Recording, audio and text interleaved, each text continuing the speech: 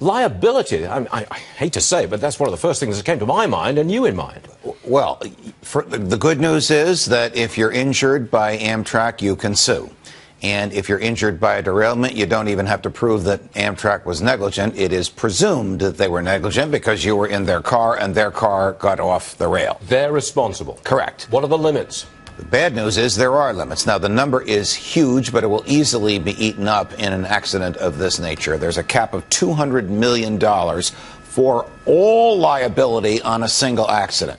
So you have property damage, you have personal injury, and you have loss of life, which can be extremely expensive depending upon the earning capacity of the decedent. That's the measure of the loss of life. But think about how a lot of these people got injured. What were they not wearing because it was not available to them? Now, every single state that train travels through, New York, New Jersey, Pennsylvania, Delaware, Maryland, District of Columbia, has mandatory, I mean, there are criminal penalties for not wearing it, mandatory seatbelt laws. But the Congress has enabled Amtrak to exempt itself from compliance with mandatory seatbelt laws, and the Congress has immunized that decision from liability. So you can't sue because there weren't seatbelts, and you can't sue because they made a decision not to offer you seatbelts. Right. Stay there. We're going back to you in just a second. Sure. Ashley, you know something about the technology of these black boxes, and the black box for this train has been found. It has. How long before we find out what that black box can tell us? Conceivably, they could have a very good idea by early this afternoon. They're already going to be going through that black box. It will tell them where the controls were set at the time of the accident.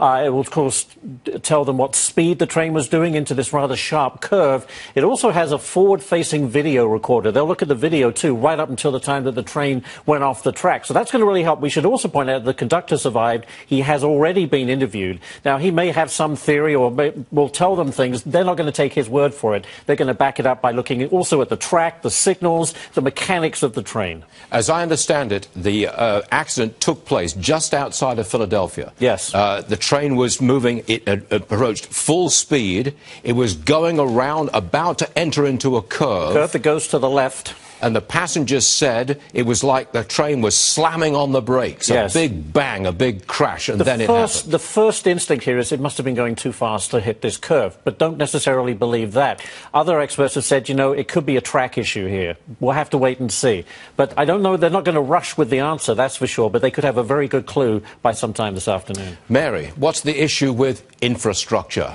Yeah, right. Well, Congress's first instinct will be to throw more money at Amtrak because that's what they've been doing for the last 4 decades. They shouldn't rush to that conclusion.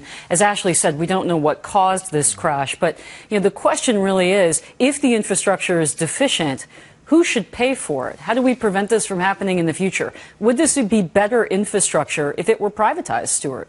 If it were privatized, the cost of a ticket on Amtrak would go through the roof. No, we don't necessarily know that. We have private railroads, for example, in my home state of Florida, All Aboard Florida, and they're building a railway that people actually will use. And, I bet you, Stuart, that the service on that railway will be of higher quality and of more use to those passengers than what Amtrak is. Let me interrupt for a second. We have this coming to us from the Pentagon, telling Fox News that a U.S. Naval Academy midshipman was one of the 6 people killed on that Amtrak train, okay? A personal tragedy story. Yeah. You take that train a lot, don't you, guys? I practically live on Amtrak on Thursdays, as you know. Yep. When I go down to D.C. to be on Brett Baer's show in the evening, and I'm on with you in the morning. So I'm on Fox and Friends at 6:30. I'm on the 8 o'clock train. It gets to Union Station at 10:30.